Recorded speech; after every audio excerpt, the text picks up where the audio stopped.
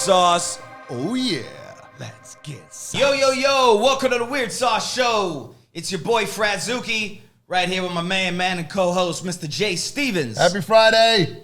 Yes, sir. Yes, man. We made it through the whole week, and we are here. It was a good one, man. I had a great time doing this week. Yeah, man. Yeah, I'm excited for I today, hope you guys too, man. liked it. Yeah. That was a fun week, and now on Friday we get to coast a little bit. Not coast, but we're going to turn the show over to somebody else. As you probably know, and we told you about, Friday is our guest spot feature, where we bring on the guest, and we do different interviews about weird, wacky, wild stuff. So we started this brand called Weird Sauce, right? And we wanted our first guest to be somebody that was weird and has got lots of weird things they're doing. And so only one guy popped into my mind, and when I asked him, he said he was down, and so I'm super excited to have him here. Oh yeah. He's an old-time friend of mine. He actually used to help me work on some projects back in the day when I was doing my Chinese rap thing. He directed a few videos for me, did some stuff, and he's an absolute genius when it comes to computer animation and computer graphics stuff. And what we did back in the day, 10 years ago, on like a little English teacher budget with in our spare time was amazing. He's kept going, building up. Recently, he's now been directing films. He's put out a big horror film here in Taiwan. He's doing lots of different little art releases. He's working on new projects, working on a new movie. Without further ado, I want to give it up to our first guest right here on the Weird Sauce Show, Mr. Rob Jabbaz. Yo, what's up? It's me, Rob Jabbaz. Sorry, I'm trying to keep going with your energy there. It's fantastic, man. It's fantastic. Thank you very much. You got kind of like like talk radio vibes, you know? Definitely, man. Like some Howard. Well, maybe not Howard Stern. Like kind of like, you know, it's the Wolfman in the morning, or you know, like Oh yeah, whatever. The guy that mixes in.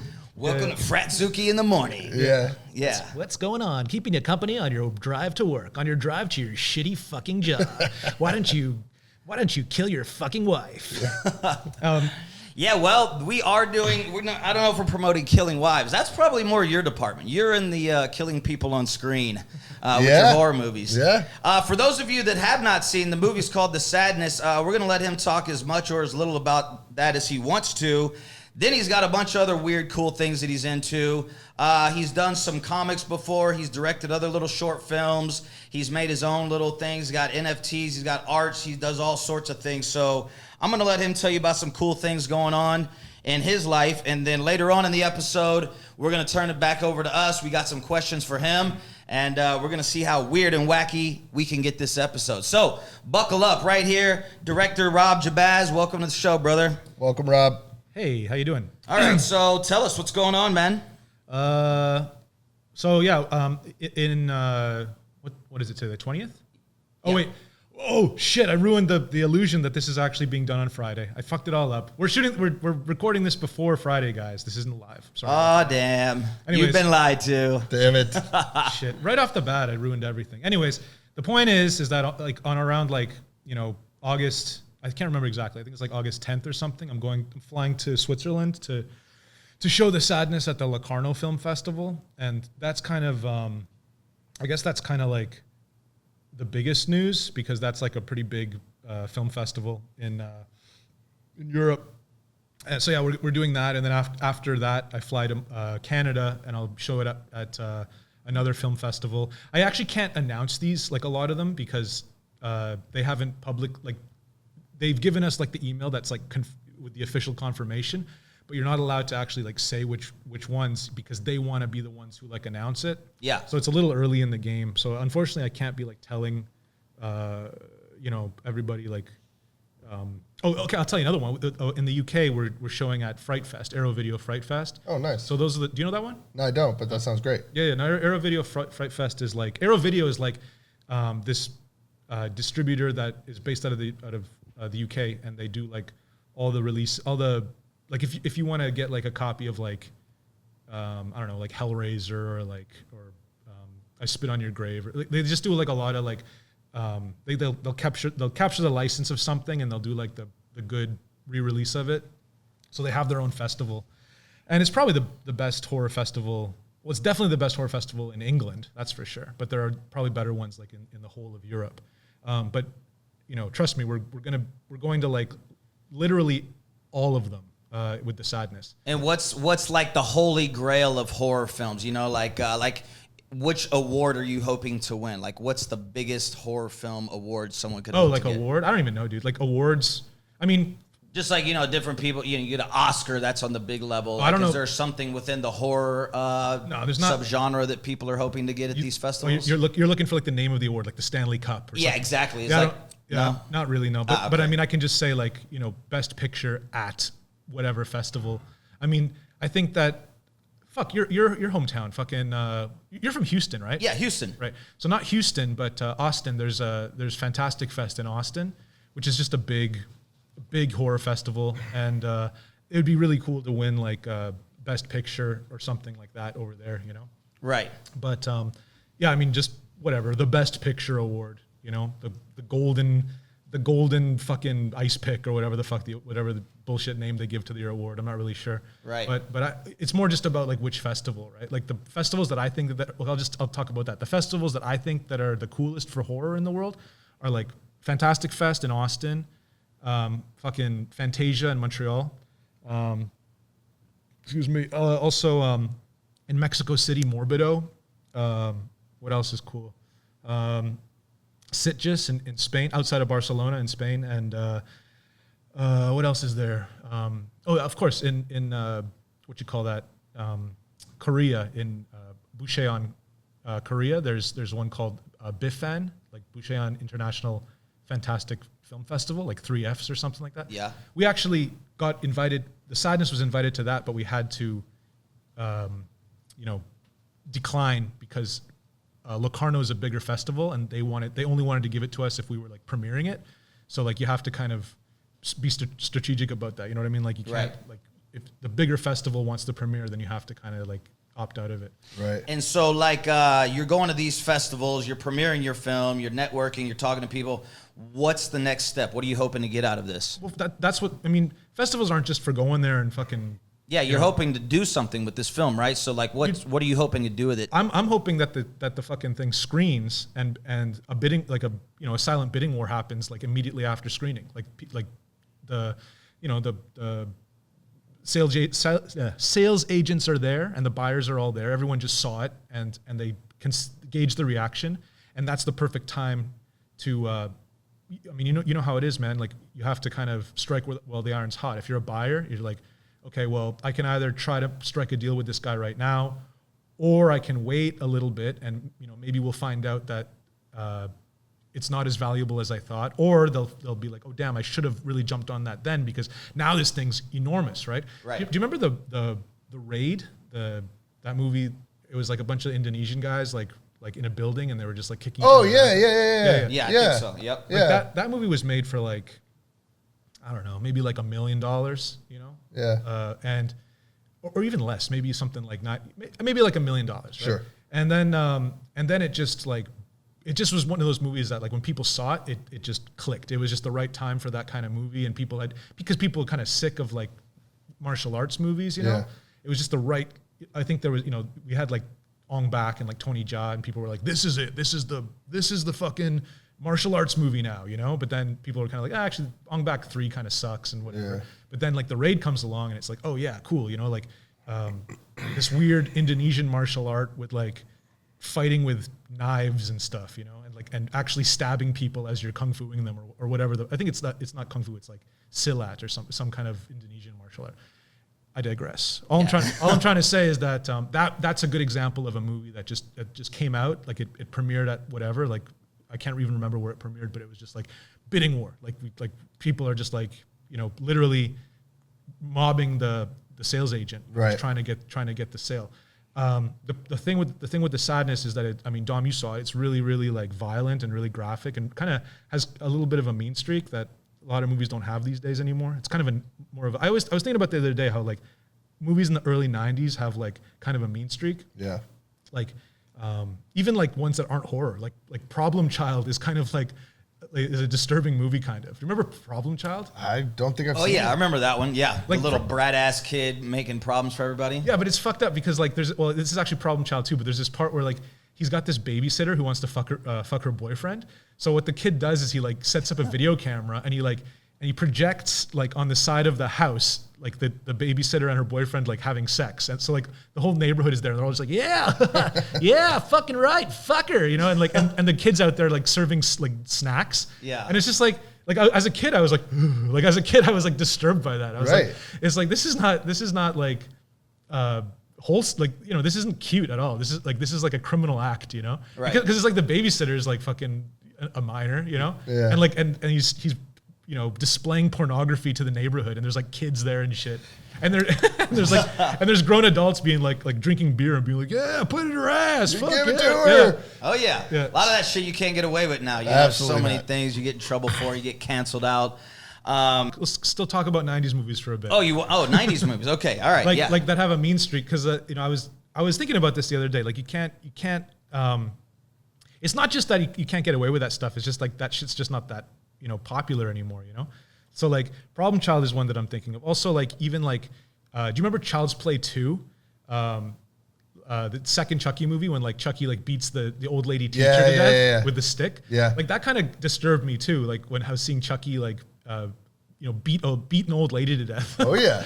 Because I think those movies are still coming out, right? The Chucky movies? Yeah, man. You know what's actually cool about I was talking with a writer for Rue Morgue magazine the other day, and he made the argument that in fact Child's Play is the best horror series of all time because it's the most like cohesive. Yeah. Like the timeline of it actually makes the most sense, and also in addition, it has the highest quality of good sequels, like of any horror movie franchise, right? Sure. I hate using that word franchise too. Like it's such a bullshit fucking word. I'll say series from now on. Yeah. So anyways, So the characters progress. So that like the storyline keeps going. You don't just get a new story every time. yeah, but also like there's no loopholes. Like it all totally makes sense. You don't have to stretch to make it work. Right, exactly. It's not like you know, like the Hellraiser series where it's just like, you know, they just make some movie and then you know, and then Pinhead shows up like in the last 10 minutes and he's just like, it was me the whole time. You know? And it's just like, yeah.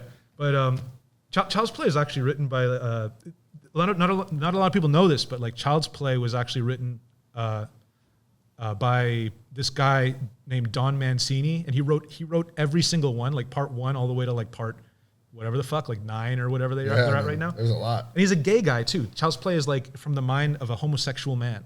So it's like Child's Play, and it makes so much sense because remember like Bride of Chucky and like how Bride of Chucky was it felt kind of like this is like a weird like campy kind of like comedy movie. Yeah. When you realize that it was written by a gay guy, it's like, oh, okay, this is like some John Waters shit. This is fully a gay movie, you know. And then as the movie like goes on, it's like it's a little bit less of that. Like towards the later ones, it starts to get back into horror, but like you know, you still feel that camp.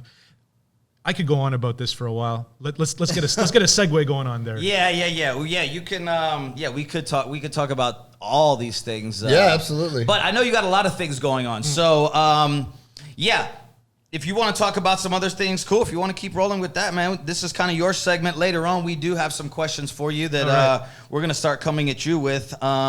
So, yeah, if you want to keep talking about this or if you got any other cool things going on. Yeah, okay. Well, you said before, like, what am I working on a new thing? Yeah. I have 3 things that I'm doing, like writing right now. Yeah. For one of them's like kind of a TV show, and then one of them's like, one of them's sort of like a monster movie, and then another one's sort of like a more like a human drama, like what do you call that? Like a Michael Douglas and Glenn Close, like where she boils the rabbit in the fucking pot. What's that fucking called? Fatal Attraction. Okay. Sure. So it's like a guy just gets involved with like a person who is not quite together, and then he kind of makes a mistake, and then it ends up like kind of catching up with him, and it's gory. Okay.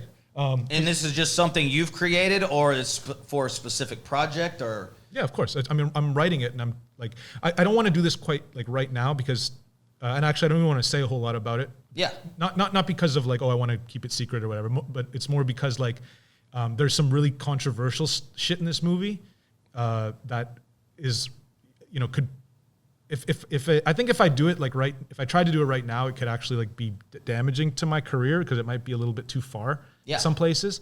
But so I'm kind of like writing that and then having it in the back pocket for like later when I want to destroy my career, I can just like throw it down. Yeah, plant this like a fucking proximity mine. You know? Yeah. Sure. Well, hold on. I want to talk about the other one. Yeah. Check back for that if you're interested in that. But yeah, what's up? What do you want to say? I was going to say that then the other monster thing is about, it's kind of I'm trying to develop my short film Clearwater into a, did you ever see that, Dom? Yeah, I saw it. Yeah, I want to try to develop that into a feature. So I have kind of like an idea of how to do that. And I want to shoot that in Taiwan. And I've kind of talked with our distributor.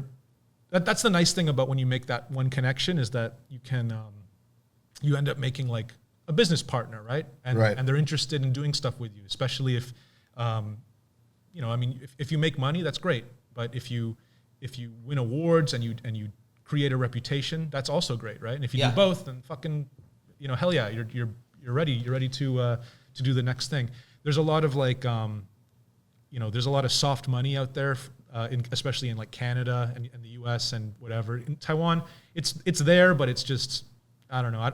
The arts funding here, I guess I'm not really plugged into that. Yeah, it is a different thing out here in Asia, I do feel, because there's a lot bigger demand, I think, for that in the West. I mean, yeah, like you said, we're not fully plugged into it out here, but it's definitely a different vibe. I know because I've done a lot of things creatively and artistically out here in Asia, and so have you, and it's definitely a different ball game. It's a different world out here. So that's a full-time job too, like having that guy going around and just trying to sort of ferret out, a couple 100,000 here or fuck whatever, just some money. We're talking and like, I don't know. I have an idea that maybe, it might be possible to like through pre-sales and through just sort of like small investments and tax credits and stuff like that. I could probably get together like a budget that's like comparable to The Sadness.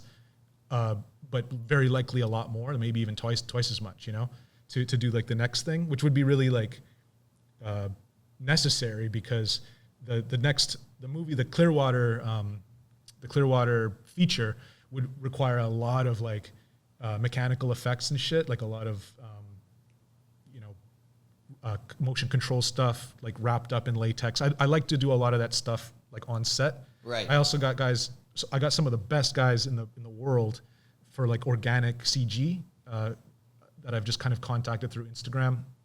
They have studios in Norway, and they're talking to about like, oh yeah, if we, depending on how much we want to get involved with this, we can also petition the Norwegian Arts Council to fund it as well. So it just turns into this like running around begging for money situation, Right. And you want to take it from the government because like I said, it's soft money, so there's not like the burden of paying back an investor. It's just sort of like this is the money that we contribute to the arts per annum. You know what I'm saying? Yeah. Now for you guys watching or whatever, you're not sure what he's talking about. Clearwater, you could check down in the description. We'll drop a link to that, and you could check it out. Some of Rob's work, pretty cool stuff. He's really. That's why we wanted to have him here as a guest, because he's really big on the kind of weird aspect of things. As you'll see when you watch Clearwater, it takes a weird little turn, and that's how all of his stuff is. Quick note for the record. When I did watch his movie, The Sadness, he gave us a little premiere afterwards. I guess it's not a premiere, a little showing. It was a private screening with my closest friends. That's right. Okay. And a couple beers. We watched this movie, right? Now, the main actor in it is this gnarly guy. He's running around killing people, whatever, is this older Taiwanese guy. Well, I wake up the next day, literally after watching this movie, jump on the bike. I bike up to the first main intersection. I hit the red light, and the crosswalk goes, and I look over to my left, and here comes that guy. And it's like he's walking across the crosswalk right at me. I'm at the intersection on the bike looking to my left, and I was like, I had to take a double take. I was like, holy shit, that's the guy from the movie. He's like literally walking at me in his morning, like just normal glare, and he's just walking right at me, and he walked straight up to me. I was like, hey, you're that actor, right? He's like, what? I was like, you're in The Sadness. I was like, I just watched your movie last night. He's like, oh, hey. showed him some pictures real quick. I was like, look, we were watching the movie last night. I was like, Rob's my good friend. He's like, oh, Rob.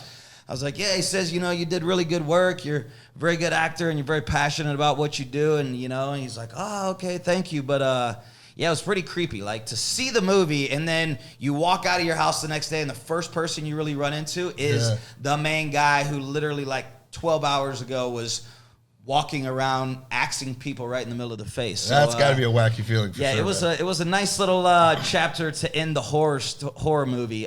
Wake up the next day. It's like you're still in the fucking movie or something, dude. Exactly. I was. Yeah, I literally felt like I was in the movie. Sure. That guy is such a good guy. You're right. He's like a older guy. He's been doing acting for like, I think probably around 20 years now, and he really like, I thank God that he was in the movie because like he actually he was one of the few people who like believed in the movie because like you're doing something that people don't really do here very often. Like this kind of you guys can probably understand like this kind of like intense like gory kind of like what do you call it, cruel movie. That's really what it is. That's really where all the horror comes from. It comes from cruelty and doing things to people. To make them hurt because that makes the guy who's doing it feel good. Right. In fact, it gives him a fucking boner. Literally gives him a boner in the movie. No shit. Yeah. Yeah. Oh yeah. Yeah. I encourage you guys to watch. I mean, you can't really watch it. It's not like there's not like a pirated version floating around that you can go tap into. Thank fucking God, by the way. Yeah. Lucky you. Yeah. No, that's actually something that we've really been trying to keep a cap on because, obviously, right? But you know what the thing is with COVID and everything, a lot of these film festivals are like doing the virtual festival. Yeah. And they use this thing called, I fucking forget. It's called like, is it called like Stage 76 or something? It's like a platform for festivals. And the way that they do it is like they put the video online and then you sign up to the platform and you pay, and then what they do is they encode a video that has metadata in it so that it has kind of like a watermark in it, but you can't see it. It's in the metadata, right? Sure. So that means that if you fucking pirate it, then they can find it was you who did it, right? Yeah. And that is, a pretty good incentive for like people who are in the system, But like for like a Chinese like guy who uses a VPN.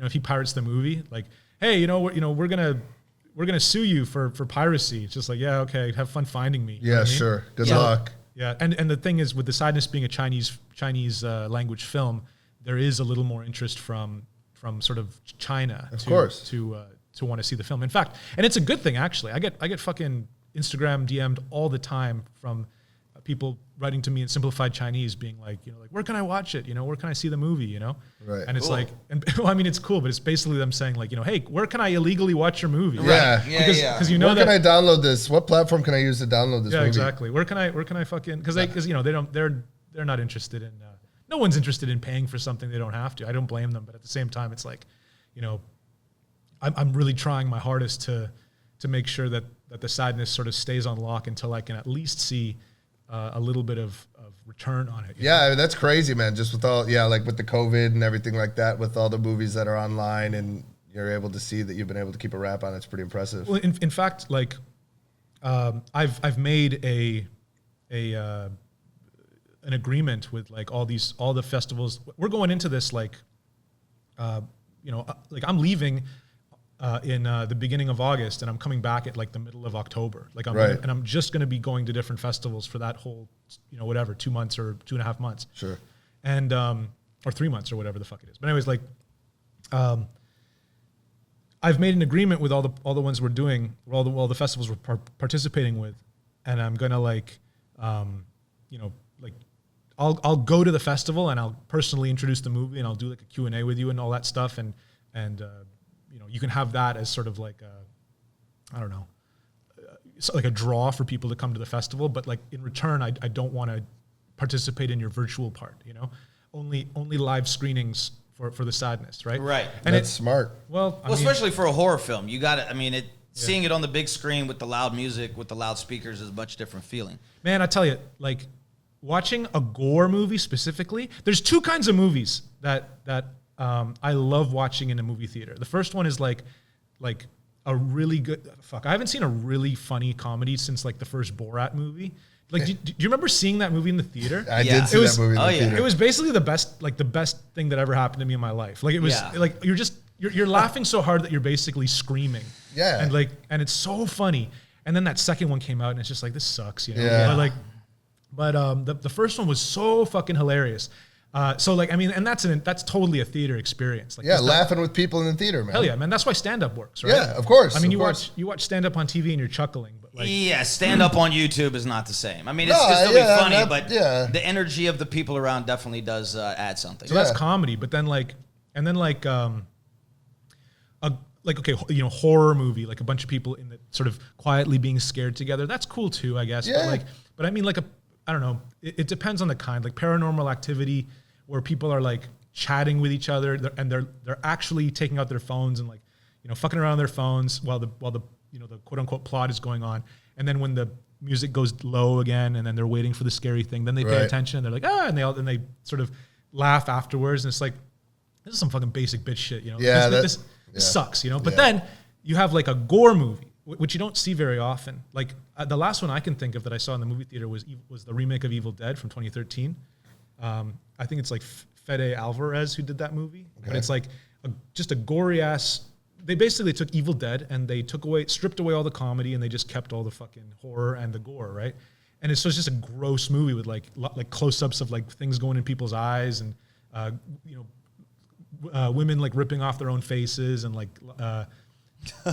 lots of great stuff, you know, lots of really, really great stuff. Yeah. And you don't get to see that in the theater very often. But like watching that in the theater and just having everyone being revolted together is fucking awesome. Like that's why we go to see the motion pictures, fellas. Right. You know what I mean? Yeah. Yeah. Well, you know, it was a rough year for the movie theaters last year. I know I went back to the States, and a lot of them are closing down now, and so who knows what the future of the cinema is going to be. That kind of leads us right into our next topic I wanted to talk to you about is, where do you kind of see the future of filmmaking and stuff? I know last time you and me talked, we were talking a little bit about, you were saying creating crowds of CGI people, and it's much cheaper to make a crowd of CGI people, and when you're watching a movie, your eye doesn't really catch on to it that it's fake because it's so realistic looking now, and it's just kind of background noise. So you said the film process is including more, you know, it's changing. The way people make movies, obviously now budgets are different, right? Because of COVID. COVID probably, you know, readjusted a few things. So from you as a director and what you've seen, like, where do you see like movie making going, like techniques, and also the way people are going to enjoy and consume movies? Well, I don't know. Like, to be honest, like, you know, as far as firsthand experience goes, you know, like I'm just a guy who like kind of stumbled into like directing a feature film that, you know, I feel like I watch it and I like that. I like the film quite a lot. I think that I did about as good as I could possibly do. And when you watch something that like you tried hard to you know, to deliver, and then it works. Yeah. Right. It's a good feeling. It's just like, oh, like it's like kind of a affirmation of like your own abilities, you know? Right. Because I always knew that I could do it if I was just given the chance, or I thought I could. And I'm just being able to sort of look at it and be like, okay, I can. That was like really, really a big deal for me, right? Right. But sorry, to get into your question though, like all the opinions of sort of like where is filmmaking going? Where's cinema going? Like, you know, cinema with a capital C. Like, I only really can talk about sort of the stuff that I've read and like sort of people who I respect, like, you know, like people I look up to and shit, like what their opinions are and stuff.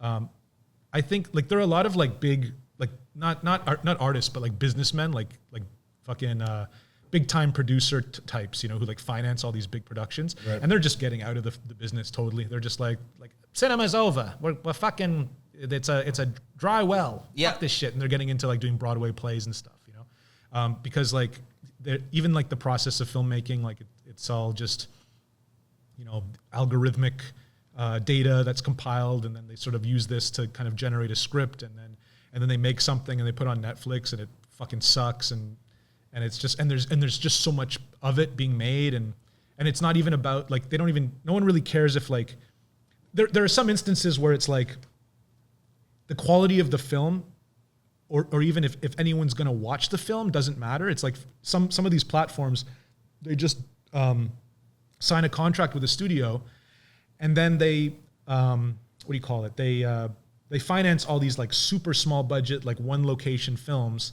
that they know are going to suck, just so that it's there on the splash page when you go to the site, so that it looks like, you know what it's like. It's kind of like I've heard this analogy. I forget. I think I heard this on another podcast or whatever. But the analogy used was like when you go to what? Oh, sorry. Yeah, there we go. Yeah, exactly. There we go. Yeah, you can. If I'm doing something bad about I think you just went up too high. It was starting to cut out a bit. All right, go ahead. All right. So what I was saying was it's like when you go to a buffet and you know there's a whole bunch of like fucking like fried rice or chicken wings or that's a bad example because those are things that people want. Just a bunch of bullshit. So it looks like they have a lot of stuff for you for value. It needs to just be there just because it adds value. It's part of the whole fucking thing. That's why you pay the fucking the $10, $7.99. the $7.99, and then you go in and you go to the fucking scroll forever. The omelet station. You get a custom omelet made to your liking. Yeah. But you don't touch those nasty ass fucking chicken wings. You know? Right. Hey, by the way, you know Lu Wei here in Taiwan? Yeah. Yeah. I can't fucking stand that garbage, man. That brown ass shit. Like soy sauce, fucking tofu. Like what a fucking like disgust. What a travesty to a chicken wing. Like what? There's no better way to ruin a chicken wing than to cook it that way. Yeah. You know? Yeah. The meat fucking gets all like rubbery and weird, and it's just salty and soy saucy, and it's just like, and if you've ever worked at an office job here, it's like people order that as like their snack because they, each department gets like their little sort of snack per month money or whatever. Right. Let's order Lu Wei, and it's just like, this sucks, Yeah. Oh, give me the egg, I guess, Yeah. Give me that fucking chalky ass yolk egg. Right. I'll eat that. For those of you that don't know what Lu Wei is, it's like, you get a pile of rice and then they've made like this little fat pork mix with like that's migao or Lu Ro Fan. Oh yes, that's Lu Ro Fan. Oh yeah, just the Lu Wei, just the cooking on the side of the road. It's like braised. It's boiling. Yeah, like Lu Wei, I think that the translation of that is like braised, right? Like right. If you look it up. Yeah, so they got the big boiling pot in the middle, and then you throw it in the basket, right? Yeah. What he's talking about is it's basically a boiled chicken wing instead of grilled or barbecued or any other more delicious cooking method. But yeah, he's right. I'm gonna actually disagree. I don't think it's boiled. I think they cook it. It's like braised. That's actually what that means. It's if they're putting soy sauce on it and then they're cooking it like on a grill, but it's just like all cooking in fucking heavy soy sauce. The ones where the whole cart is black, that one. Okay, I think we're getting a little bit. You know what we need to do? We need the Joe Rogan. What's his name? Who's that guy that Joe Rogan always says? Like he's like, Jamie, pull it up on the. We TV. need a fact checker. Yeah. Yeah. That's our Zamora. She's our production assistant. She's sleeping over there. So Yo, she got a fucking ass on her, man. Damn. Yeah. Hey, that's our staff. You watch it, buddy. Sorry about that. I was gonna say that. Yeah, we've digressed. We're talking about shitty tasting chicken hold wings. Hold on. But yeah. I just want to make a quick point saying that I like Lu Ro Fan. I think Lu Ro Fan is Lu Ro Fan's great. Yeah. Yeah, Lu Ro Fan. I'm with you there. When you you were going in that direction, I'm like, Yeah. Sorry, no. I just moved back to Taiwan. I haven't eaten that in a while, so I'm getting it back. Yeah. It's interesting too because like with really good like Lu Ro Fan or migao, which is the more traditional kind because it has the more stiff rice. Yeah. It's almost like there's like a cinnamon flavor in it, but then like if you look at the ingredients, it's like there's nothing like that in it. No. So it's interesting just to see sort of like what they can get out of just fermenting like soy sauce and shit like that. Yeah. It's pretty awesome. Like Chinese cooking's kind of mysterious and interesting. Although if it came down to it, I'd much rather just get a fucking burrito or something. Anyways. Yeah. All right, dude. Cool. Well, we got a few questions for you. We're about halfway done. We're at the halfway break right about now. So I hope everybody out there is doing good. We got a few questions for the man right here himself, and then we're going to get into our little weird questionnaire that's going to be a standard here for all of our guests, and you're going to get the first the first crack at it. So before we get into that, though, we got a few questions for you, man. I know before you got into film directing, you've also done different animations and stuff like that. You've put out something, The Great Dana, and also Fiendish Funnies, correctly? Yeah, I did. You've obviously very tapped into a bunch of weird cartoons and weird sort of things. So give the viewers out there kind of some cool little weird underground cartoon animation things that if you like weird things and you like stuff like that, they should check out. Oh, Jesus Christ, I don't know, man. Like, well, yeah, I mean, I know you know a bunch. Narrow it down to some good ones, you know, like some best bang for the buck. Yeah. All right. Well, okay. Real quick, what I'm going to do, because I actually do want to just address the last question about where our film's going. I think that. Okay, yeah, go ahead. I think that films are just going to go down the fucking toilet, and it's only going to be like, a bunch of corporate crap that's all based on, just like what that guy says, it's just going to be a bunch of garbage that is sort of generated from like algorithmic data that's designed to, make money, like lowest common denominator type stuff. And it's all going to be watched like at home. It's all going to be done through streaming services. The idea of box office is like box office revenue is going to be completely out the fucking window.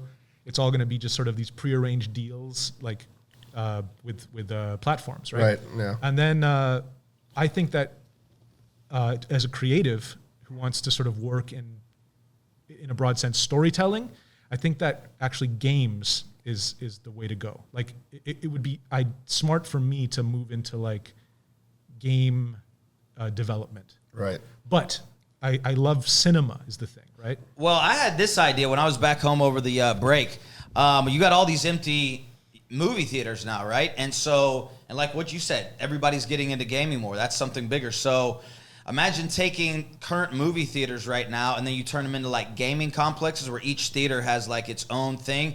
You can go play there, you could get a bunch of Fortnite players in there all playing on the big screen and you could sit in the thing. Now, if you're not the actual kid playing, you can go into different ones and watch kids better than you play. So you buy a pass, you go in there for the night. Oh, theater 1, they're playing World of Warcraft. This one, they're playing Fortnite. This one, they're playing this, and then Call of Duty. And then you're able to go put your name on a list, go, all right, I get to play on the big massive screen in a theater, and while I'm waiting for my turn, I get to watch other people, because that's a huge industry, man. People love watching other people game. I mean, not really our age and our demographic, but when you talk to younger kids, that's all they want to do. Yeah, they just love watching other people play Fortnite and video games so they can get better. So that all kind of come like that. Those are all branches away from the root of the trunk of the problem, which is just people don't really like that generation doesn't really want to leave their house, and that's why YouTube is. It's the generation of kids who go to a restaurant with their parents when they're 5 years old, and then their parent just gives them the phone or the iPad to fuck with. Like that's where that all comes from. These kids aren't going to be wanting to go to a theater to interact with.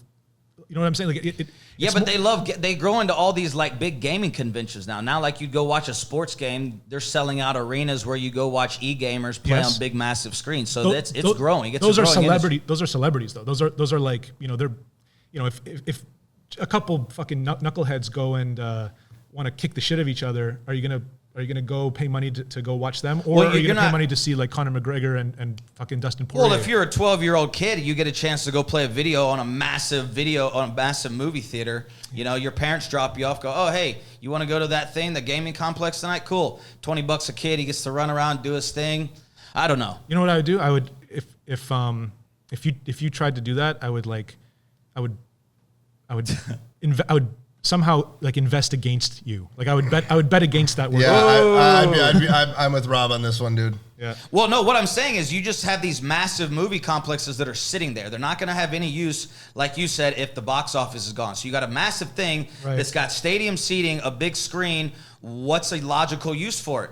You got to do something with it. So yeah, I mean, might not be like, ooh, this is the next greatest idea, but it's like, hey, if this is just going to sit there, you never know, because they are converting things over. There's stuff that fell during COVID that it's like, well, you used to be that, and now you were converting you to something else. It's kind of like when like a fucking cafe goes out of business, and then before they'll some company will like rent the lease or like get sort of like a sublease or whatever, and then they'll just like sell like like fake Adidas out of that place for like, you know, a month. Right. And then, or you know what else? You know what it's like, man? One time I went to Detroit and like I saw these kids who were like 25, like young ass fucking kids, and it's like, hey man, what do you do? And he's like, oh, I run a barbecue restaurant. Yeah, I bought this warehouse for like $25,000. Like I bought the it's mine, I own it. And I just have all these like picnic tables and like all these fucking like barrels cut in half that I've converted into barbecues, and we just like cook barbecue and you know, make tons of money just off of this barbecue like restaurant that I have, you know? Right. So I mean that's sort of that's kind of in the spirit of what you're talking about. Just like there's this fact, like Detroit's fucked, property value is garbage, but this young generation is everything's so cheap. This young generation who's willing to put up with shit just is going to go in there and turn it into something where they can make money, right? Yeah. And I was just like, fuck yeah, kid, fuck you, little 25-year-old piece of shit. And then he smoked like this huge ribbon of fucking like wax or whatever. Like it was like this long. It looked like fucking bubble tape. You know what I'm saying? Like oh yeah. Like, oh yeah. It's like this long ass thing. You just dropped it into a pipe, just like just all the way down. I was just like, Jesus. I was just like, I can't believe you just smoked all. Because that's another thing too. Is like in Detroit, it's at the time. I mean, this was a few years ago. Yeah. I think it was like not legal, but like it was for like medicinal. Like you need to have a card or whatever. Sure. Right? And those kids just had this crazy at the time too. Like I didn't really have a lot of experience with shatter or what do they call that, butane hash oil, like that really pure THC stuff. Yeah. Right. And these guys just only smoked that. And I was crushed it. I was just like, oh my God, you guys are insane. And like they're these little kids, you know. Yeah. I mean, compared to me.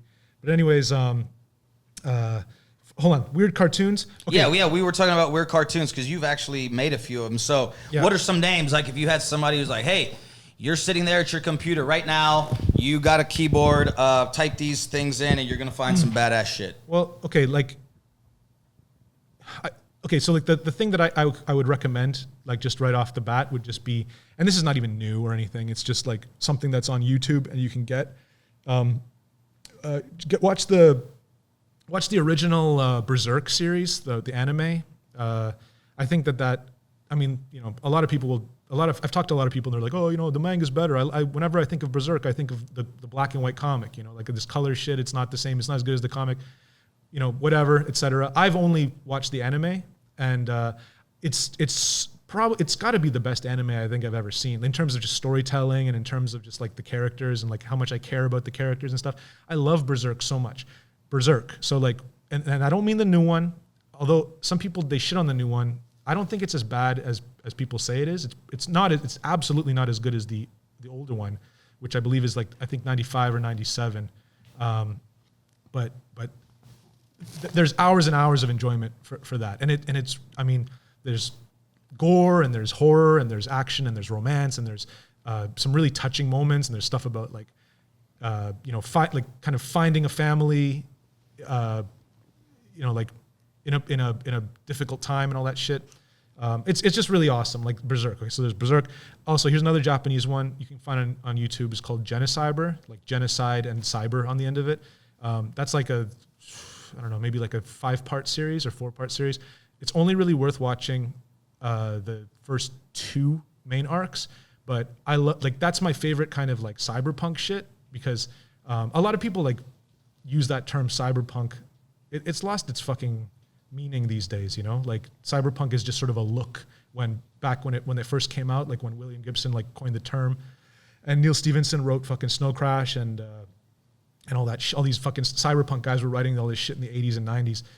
It actually had like this sort of anti-establishment kind of idea, but now it's just kind of like, I have a fucking little thing I put on the side of my head with like a screen on the side of like that goes in front of my eye, and I have a mohawk, and that's cyberpunk style. Right. And it's just like fuck, like, and then they have that video game like that's like called Cyberpunk, exactly, and it doesn't work or something. I don't know, but anyways, Genocyber is just like violent and really offensive and fucked up and mean. It's always coming back to that, man. I really feel like 1990 to like 1995 was just in culture, in terms of like media and like entertainment. Exactly. There was a lot of meanness there, and you see that all over the world. You see that in Japan. You see that in Hong Kong. If you've watched Hong Kong crime movies or like horror movies or serial killer movies from like between 1990 all the way leading up to The Handover in 1997, you're going to see some of that. Fuck cartoons, man. Watch some fucking Sanji Pien, fucking Category 3 Hong Kong movies.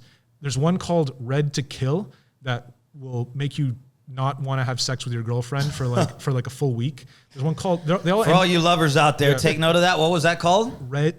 It's called Red to Kill. Red to Kill. Yeah, Red to Kill. There's another one called Run and Kill, which is not quite as bad, but it's just a good action movie. Is it the knockoff of Red to Kill? Yeah, sounds like some diverse naming going on. They're like, here. damn, Red to Kill was hot. Let's name this one Run to Kill. Yeah, no, and then there's also Love to Kill. Love to Kill. Love to Kill Part 3. Yeah. No, they're all. I mean, fuck, man, they got. But it's the same series, or no, they're totally different. Okay, it's all about. It's about.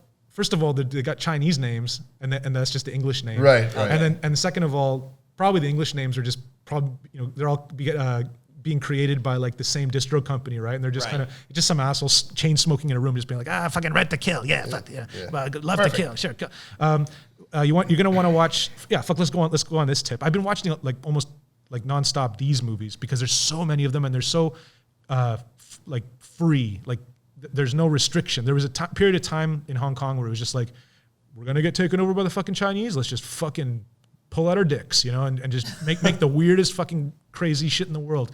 And it sounds good on paper, like, oh yeah, I want to watch the craziest, weirdest shit in the world. Oh yeah, fucking watch some of this shit, and you're not gonna be happy about it. It's gonna a lot of it's gonna leave you bummed out because it's just so ugly and nihilistic, right? Is there like a certain theme, or just it's all over the place? No, I mean like a lot of it has to do with a lot of these movies are horror films, but they're not supernatural. They're about like people, like serial killers, people doing fucked up shit.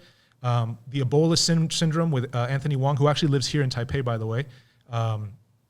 He did so many amazing Hong Kong exploitation films. I mean, if you saw the guy, he was in John Woo movies too. He always plays the bad guy. He's actually half British and half Chinese, so he has kind of a look, right?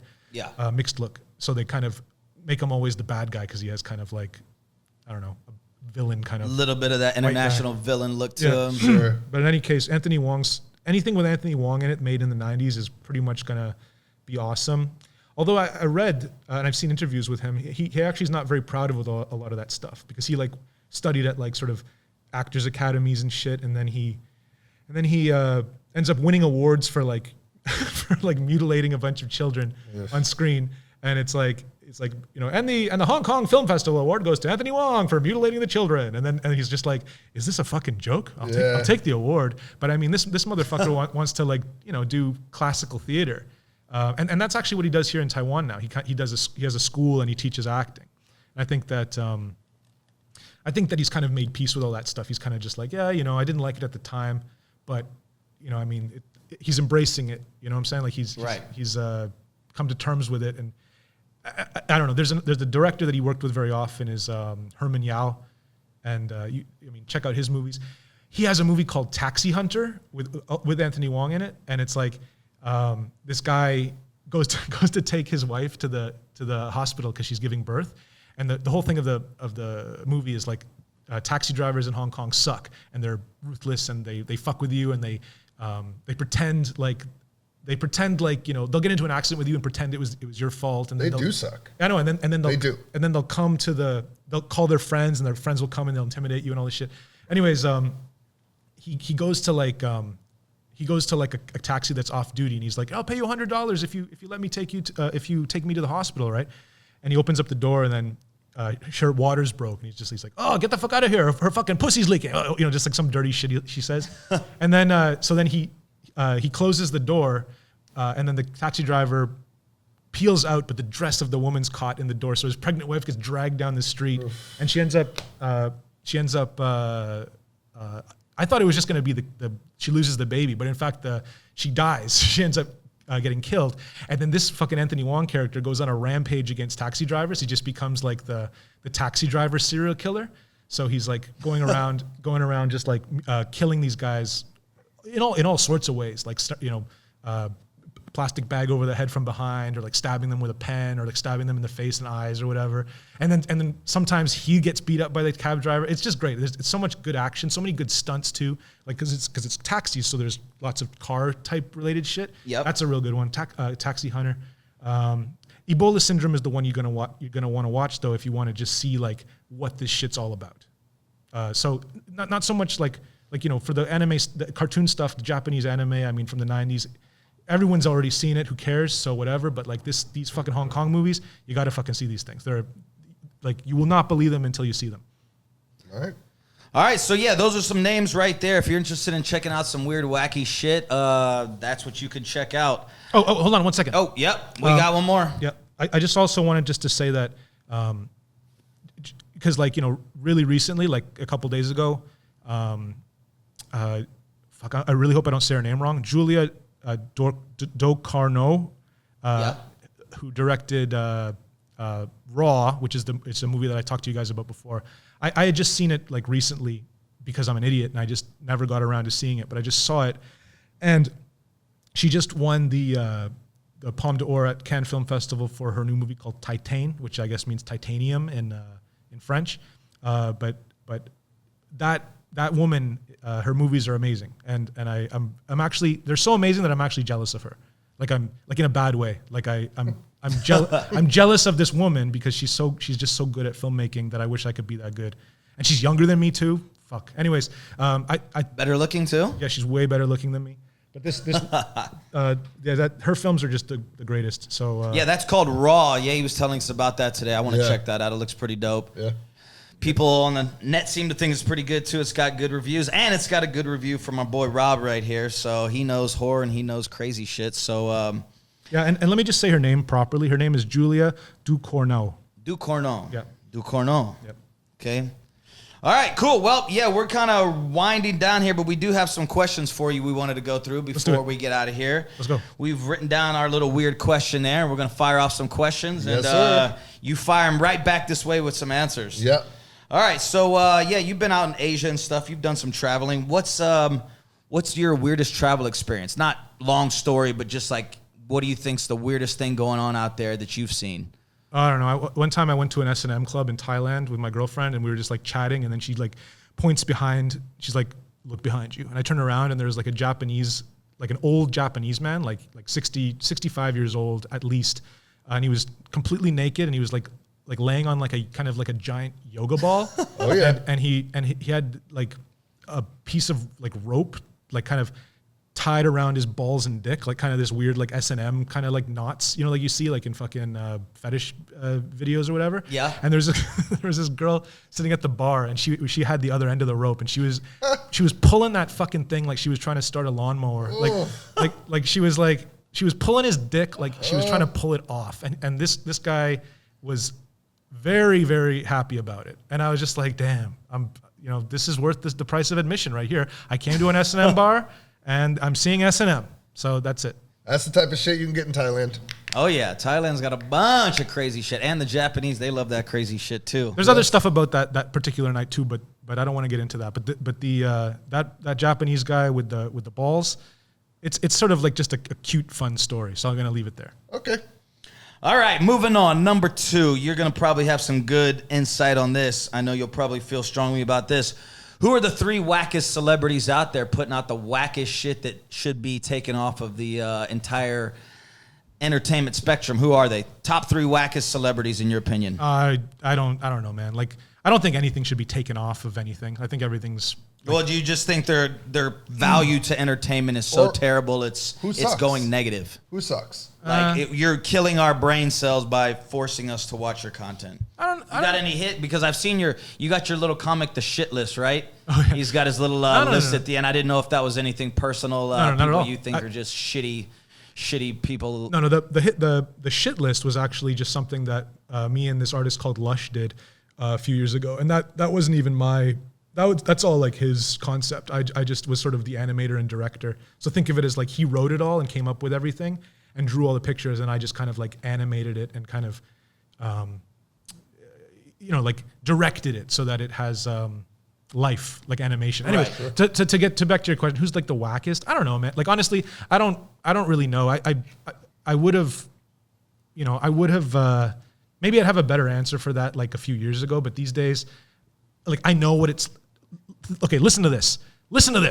I know what it's like. Listen up, everybody out there. I know what it's like and how hard it is to make anything, right? And like, I mean, I could say something like, oh, I didn't like fucking Army of the Dead, like that fucking Zack Snyder movie. I thought that movie sucked, like, you know, straight up. But the thing is like, I know how hard it is to make a movie, and I know how much work and how much fucking, you know, how much it stresses you out and how you have to put up with all this shit and all these fucking people and all this. So I mean, you know, I'm not gonna turn around and just say like, oh, you know, this guy sucks because, like, I mean, like, what the fuck are you doing? You know what I'm saying? Like not you specifically, but I'm just saying like people who are like critics and who've never actually had to make something at that level before.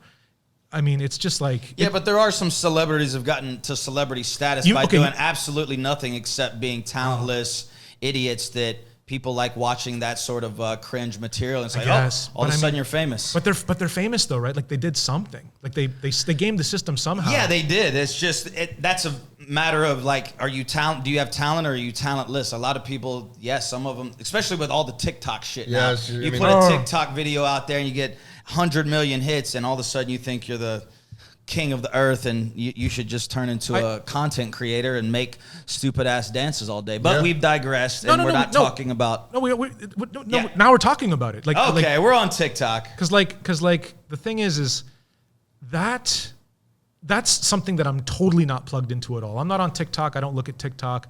I think that I'm just a little too old for it, you know? Yeah, don't waste your time with it. Yeah, and the same thing with like even YouTubers and stuff. Like, it's just like whatever. I mean, like motherfuckers will make like a game, like a crazy, like a, you know, a AAA game, like Bloodborne or something. You know what I mean? Like one of these like really good games, and then like some shithead will just go on and be playing the game and talking about it and whatever, and like, and then he's making like, you know, a very, very comfortable living off that shit, right? Oh yeah. And it's like, what the hell did he do other than buy a camera and some lights and an internet fucking subscription, you know? But I mean, am I gonna get angry at that fucking guy? Like anything I say bad about that guy is saying more about me than it is about him. It's just saying that I'm fucking jealous of that motherfucker because he had the idea and he can do that thing. And if I tried to do that thing, like, you know, you watch that motherfucker on YouTube cooking. And you're like, I can cook better than that. It's just like, well, then why am I not? Then why don't you fucking do it? Get off your ass and do it yourself. Yeah, exactly. So I'm very hesitant about talking shit about anybody who's putting themselves out there and doing something. And I know that I kind of like, you know, lightweight kind of talk shit about like Army of the Dead, but I do think that movie sucks. I mean, you can think movies suck. Yeah, that's okay. Yeah. And that's the common thought these days because a lot of movies do suck and a lot of movies do suck. Garbage out there. It's true. It's true, and I mean, like at the end of the day, it's like, I don't know. Like I'm a big supporter of kind of like put up or shut up. Like a lot of people are like, I can say a movie sucks, like even though I've never made a movie. But it's like, I don't know, man. Like it's true, you can do that. But you know, I had the planets aligned, and I was able to like make a movie, right? And that just gives me a whole different perspective, and that informs my. That informs the way that I criticize other people now, I guess. Sure. Yeah, that's all. But I mean, instead of saying it sucks, you say you don't like it. No, I still say it sucks. It's just that I would never say that Zack Snyder sucks. Sure. You know, and I mean also like, man, if you have $130 million, or even $70 million, or even $20 million, yeah, like, and you can't make a movie not be boring, then I don't know what the hell you're doing, man. Like, okay, so... Seems like you're saying something about Zack Snyder. I think that that movie sucks, man. And I think that Justice League movie, everyone's like, oh, it's so much better now. I think that sucks too. Maybe that was like 4 hours, right? Is that the one that was 4 hours? Yeah, but I mean, that's the one that I'm talking about. But even the original one, I thought the original one was better because it was shorter. Oh, yeah, 4 hours way too fucking long. Yeah, it's like, I mean, I ain't trying to fucking, have these people deliver these like ridiculous fucking like platitudes about heroism and God's honor. It's just like, this stuff is so stupid. Who's this for? It's for fucking losers. Those movies are for fucking losers. Holy shit. I'm really bearing myself here, man. Okay, listen, I kind of think that Zack Snyder sort of sucks. All right? But all I'm saying is that, I love Dawn of the Dead. I think the 300 is really good. I think Watchmen is really good.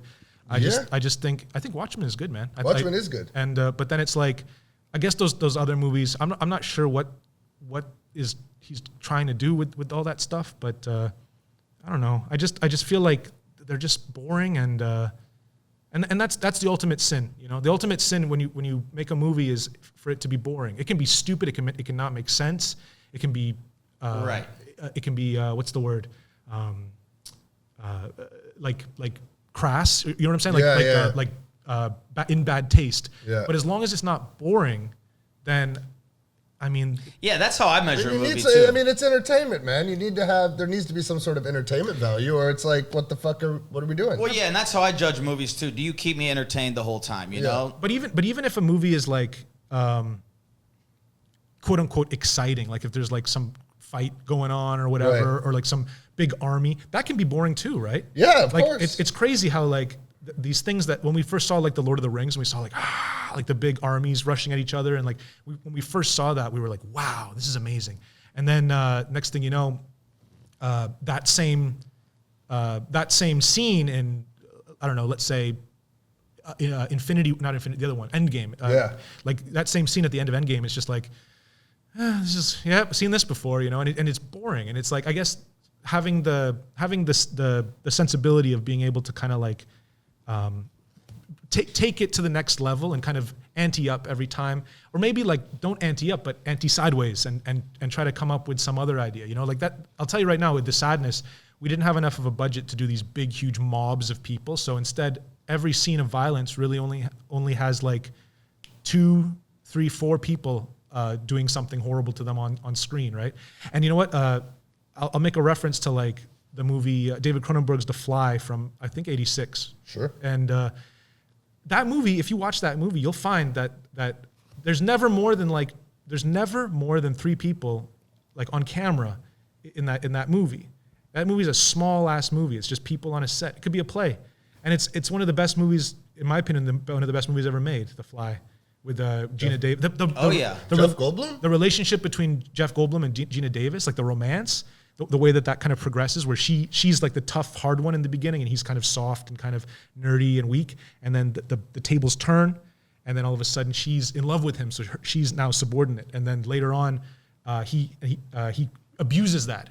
That's the thing that happens a lot, right? Like if a man is kind of like weak, and then he gets power, he's not able to like wield it properly. He doesn't know how to wield it properly.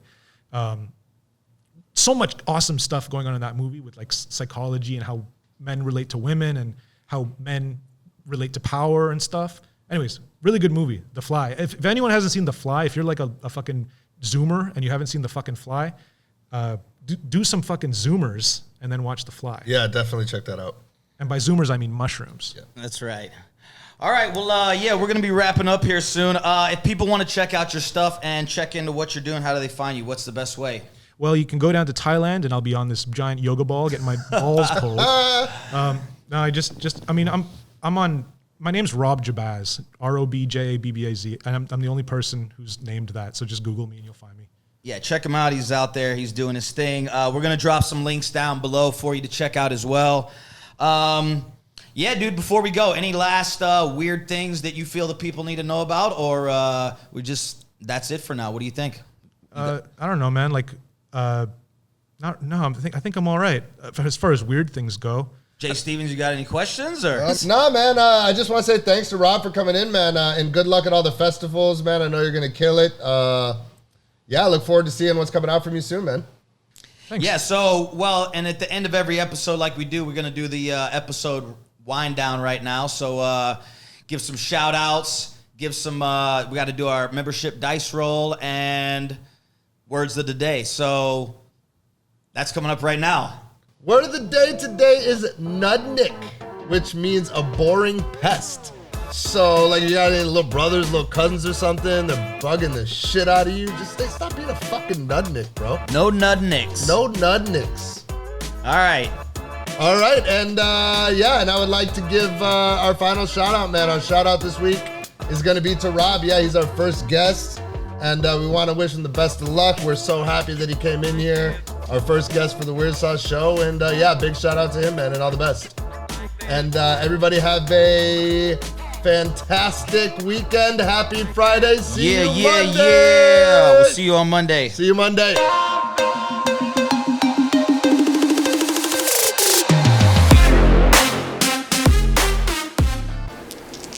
All right, to end the week, here's episode 5 dice roll. Good luck, everyone. The number is 13,223. 13,223, you are a winner.